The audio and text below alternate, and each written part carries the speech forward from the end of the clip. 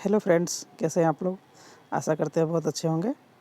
और आज हम आप लोग को बताने वाले हैं पॉलिटिकल साइंस का ये चैप्टर 1 का क्वेश्चन आंसर।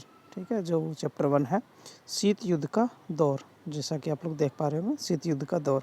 ठीक है, तो आप लोग को पहले बता दें कि ये शीत युद्ध था क्या। तो प्रथम विश्व युद्ध 1914 से 18 के बीच चला था। द्वितीय विश्व युद्ध 1939 से 1945 के बीच में चला था। तो 1945 के बाद ऐसी स्थिति पैदा हो गई थी कि ऐसा लग रहा था जैसे मानो पूरी दुनिया दो भागों में बट गई है। पहली दुनिया, दूसरी दुनिया। पहली दुनिया में था अमेरिका और दूसरी दुनिया में था यूएसएसआर। ठीक है, United Soviet of socialist Republican. ठीक है, तो ये पहली दुनिया अमेरिका और दूसरी दुनिया रसिया। ठीक है, तो ये दोनों के बीच में ना शीत युद्ध का दौर चला था। दोनों अपना वर्चस्व कायम करना चाहता था पूरी दुनिया में और ये दो वर्चस्व कायम करने का स्थिति ये 1945 से 1991 तक चला था। यानी कि टोटल इतने 46 लगभग 46 सालों तक चला था। और ये 46 साल स्थिति जो परिस्थिति पैदा हुआ पूरी दुनिया में एक दूसरे के ऊपर कायम रखने के लिए, अपना धाक जमाने के लिए रसिया और अमेरिका के बीच में, उसे ही कहा गया शीत युद्ध। ठीक है, तो आइए इससे रिलेटेड क्वेश्चन हम लोग देखते हैं। तो नीचे दिए गए 4 विकल्पों में से सही उत्तर चुनिए, यानी चारों में से सही कौन है।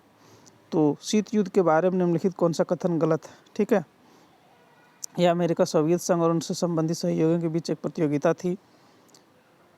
तो बिल्कुल चार कौन सा गलत बोला है। ठीक है, ध्यान रखिएगा, क्वेश्चन को ध्यान से रखिएगा। गलत है तो कौन सा कथन गलत है। ठीक है, तो ये तो सही है।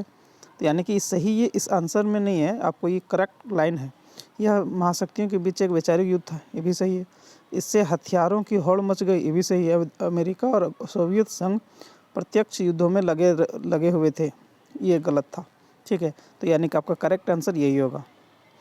याद रखिएगा, इसमें पूछा गया था कि कौन सा कथन गलत है, तो ये जो द नंबर है वो गलत है। तो ये आपका आंसर तो यही हो जाएगा सही। ठीक है, दूसरा देखिए, निम्नलिखित में से कौन सा कथन गुटनिरपेक्ष आंदोलन के उद्देश्यों को नहीं दर्शाता है। पहला, उपनिवेशवाद से मुक्त हुए देशों को स्वतंत्र नीतियों और को अपनाने में समर्थ बनाना। यहाँ भी देखिएगा सवाल में क्या दिया है, नहीं। तो आपको ध्यान रखना है कि इसमें से जो नहीं दर्शाता यानी कि जो गलत होगा ना, वही आपका करेक्ट आंसर होगा। दूसरा देखिए, किसी भी सैन्य संबंध गठबंधन में शामिल होने के लिए इनकार करना।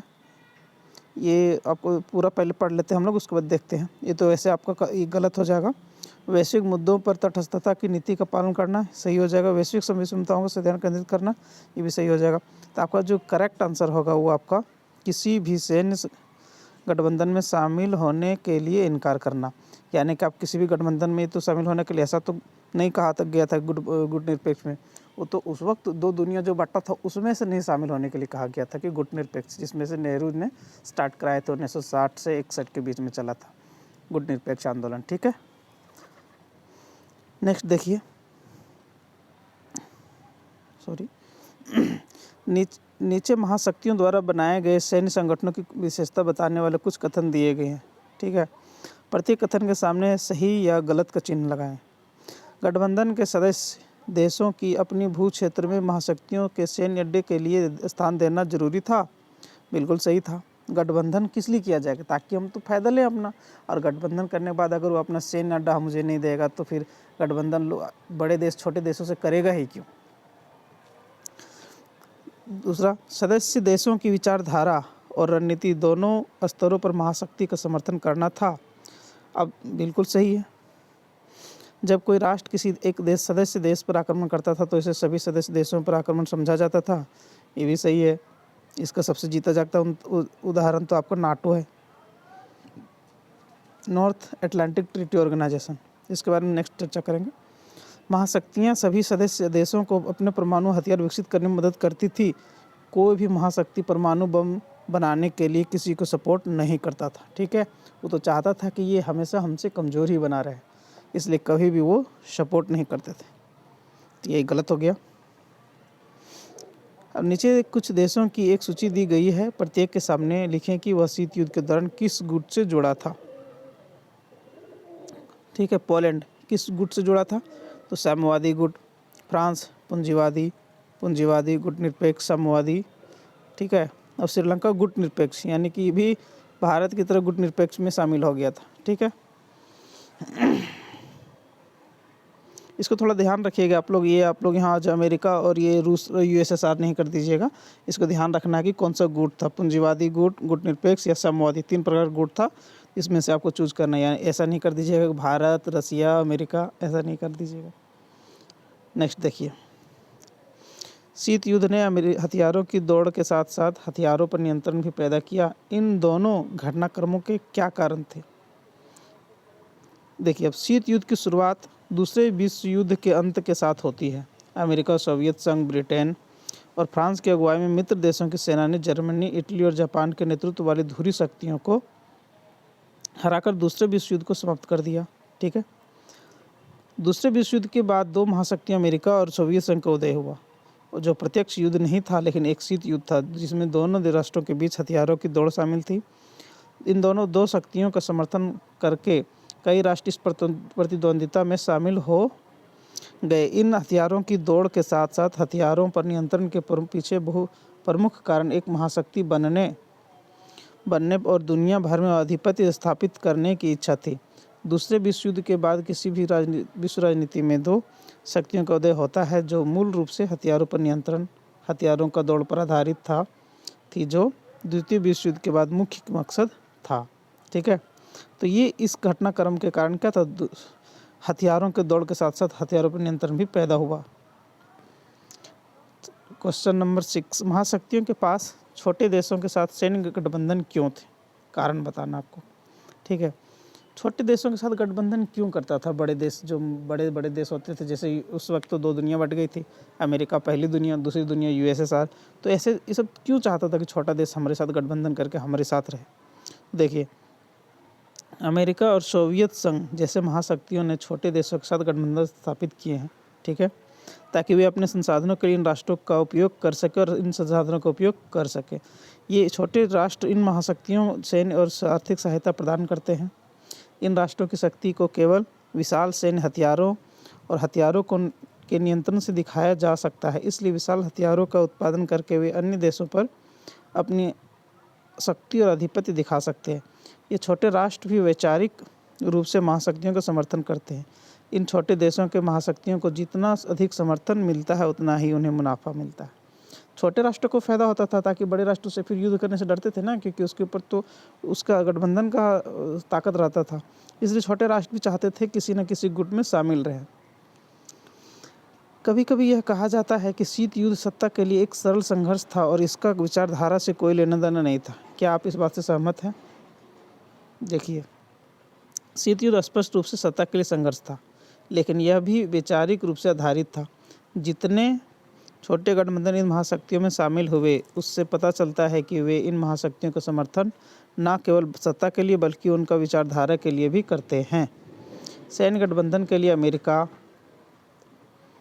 अमेरिका समर्थन करने वाले छोटे राष्ट्रों ने वैचारिक रूप से राष्ट्र का समर्थन किया, क्योंकि वे इस महाशक्ति के साथ थे और अमेरिका के विचारों को बढ़ावा देते थे, ठीक है। नेक्स्ट देखिए, 8 नंबर, शीत युद्ध के दौर में अमेरिका और सोवियत संघ के प्रति भारत की विदेश नीति क्या थी? आपको लगता है कि इस नीति ने भारत के हितों की मदद की है? देखिए, तो इसमें आपको मिल जाएगा आंसर। भारत दोनों महाशक्तियों का हिस्सा नहीं था, क्योंकि भारत ने NAM, non अलाइजिंग movement, Pandit Jawaharlal Nehru ने स्टार्ट किए थे 1960 से 61 में, ठीक है। इसका मतलब है गुट निरपेक्ष नीति, यानी कि हम लोग ना पहली दुनिया में रहेंगे ना ही दूसरी दुनिया में। भारत दोनों महाशक्तियों का हिस्सा नहीं था, ठीक है। ये बहुत अच्छी फैसला था उस वक्त को पंडित जवाहरलाल नेहरू द्वारा। भारत ने गुट निरपेक्ष की नीति को अपनाया। इसने शीत युद्ध के संघर्षों को कम करने और कुछ गंभीर संकटों को हल करने में भी बहुत महत्वपूर्ण भूमिका निभाई। जवाहरलाल नेहरू गुट निरपेक्ष आंदोलन के एक महत्वपूर्ण नेता थे। उन्होंने दोनों कोरियाई देशों के बीच मध्यस्थता में महत्वपूर्ण भूमिका निभाई थी, दक्षिण कोरिया और उत्तर कोरिया, ठीक है। इस नीति का दुनिया के नए स्वतंत्र राष्ट्रों ने बहुत समर्थन किया। जो राष्ट्र NAM का हिस्सा थे, यानी कि नॉन अलाइजिंग मूवमेंट, ठीक है। इसलिए NAM की नीति नए स्वतंत्र राष्ट्रों के लिए सफल रही और यह भी विश्व राजनीति में महत्वपूर्ण भूमिका निभाता है। ठीक है। ये जो नॉन अलाइजिंग मूवमेंट जलाया गया था यानी गुट निरपेक्ष आंदोलन, ये बहुत ही खास भूमिका रहा छोटे छोटे देशों के लिए, क्योंकि उन्होंने भी जो पहली दुनिया और दूसरी दुनिया में नहीं शामिल होना चाहते थे वो नॉन अलाइजिंग मूवमेंट में शामिल हो गए थे। तो विदेश नीति कुछ खास तो नहीं रहा ना अमेरिका के प्रति ना सोवियत संघ के प्रति, ठीक है। ये दोनों के तो अगेंस्ट रहा, किसी के समर्थन में नहीं गए हम लोग। तीसरी दुनिया के देशों द्वारा गुट निरपेक्ष आंदोलन को तीसरा विकल्प माना गया। शीत युद्ध के चरम के दौरान इस विकल्प ने इन देशों के विकास में कैसे मदद की। अब ये नॉन अलाइजिंग मूवमेंट छोटे छोटे देशों के लिए क्यों मददगार साबित हुआ, कैसे हुआ, इसके बारे में देखिए। गुट निरपेक्ष आंदोलन को तीसरी दुनिया के देशों के लिए तीसरा विकल्प माना जाता था। गुट निरपेक्षता की इस नीति ने तीसरी दुनिया के देशों को विभिन्न मुनाफे दिए। दूसरे विश्व युद्ध के बाद तीसरी दुनिया के जिन देशों की आज़ादी मिली थी वे अपने शक्तियों और संसाधनों पर किसी भी तरह का वर्चस्व और नियंत्रण नहीं चाहते थे। इन महाशक्तियों के छोटे गठबंधन ने इन महाशक्तियों को सैन्य और वैचारिक सहायता प्रदान की, लेकिन यह नए स्वतंत्र देश अपनी प्रगति पर वैचारिक नियंत्रण का कोई आर्थिक अधिकार नहीं चाहते हैं। इसलिए गुट निरपेक्ष आंदोलन तीसरे विश्व के देशों के लिए एक बड़े स्तर पर फायदेमंद था, क्योंकि अगर किसी एक देश में मिल जाते पहली दुनिया या दूसरी दुनिया में, तो दोनों में से कोई तो एक तो उस पर कब्जा कर ही लेता अच्छे तरह से। इसलिए नॉन अलाइजिंग मूवमेंट उन लोग के लिए बहुत ही ज़्यादा फायदेमंद साबित हुआ। अब देखिए 10 नंबर क्वेश्चन है, आप इस कथन के बारे में क्या सोचते हैं कि गुट निरपेक्ष आंदोलन अब अप्रासंगिक हो गया है, अपनी राय का समर्थन करने के लिए कारण दें। यह कथन NAM अप्रासंगिक हो गया है सही नहीं है, क्योंकि यह विश्व राजनीति में अभी भी प्रासंगिक है। NAM की एक सफल पहल थी जिसने भारत को विश्व स्तर पर एक महत्वपूर्ण शक्ति बनाया, बिल्कुल सही है, और भारत को विश्व स्तर पर नए निर्णय लेने में सक्षम बनाया।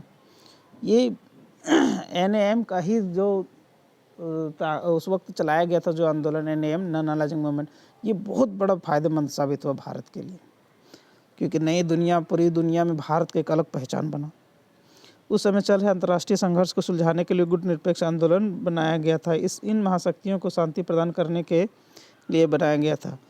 NAM ने 9 स्वतंत्र राष्ट्रों को भी लाभान्वित किया ताकि वे व्यक्तिगत रूप से ना कि इन महाशक्तियों के नियंत्रण में विकसित हो, उसे जो उस समय वास्तव में महत्वपूर्ण थे। शीत युद्ध के समाप्त होने के बाद भी वे मूल विचार प्रासंगिक बने हुए हैं, ठीक है। ये था आपका शीत युद्ध के दौर से रिलेटेड सब क्वेश्चन का आंसर। आपको इससे जुड़े जो होते हैं ना, आपको MCQs में आप लोग को करवाऊंगा, जो आपको नेक्स्ट वीडियो में मिलेगा। तो मेक श्योर कि आपने चैनल को सब्सक्राइब कर लिया हो, ताकि आपको जो नेक्स्ट जो नोटिफिकेशन आपको टाइम पे मिल जाए और आपको सबसे पहले वो वीडियो देखें। एग्ज़ाम से पहले आपको लगभग हर विषय का टोटल हर चैप्टर का मैं आपको क्वेश्चन आंसर तथा इम्पोर्टेंट क्वेश्चन भी करवाऊँगा। तो आप लोग कंटिन्यू बने रहें और देखें वीडियो को और अच्छे से समझें। और आप लोग को कुछ समय में या आज ही आप लोग को, आज जो मैं वीडियो बना रहा हूँ, आज 20 तारीख है, 20 दिसंबर 2023, तो आज ही के दिन आप लोग को शाम तक MCQs मिल जाएंगे जो इसका इम्पोर्टेंट होगा, ठीक है। तो आप लोग अच्छे से एग्ज़ाम की तैयारी करें। तब तक के लिए जय हिंद।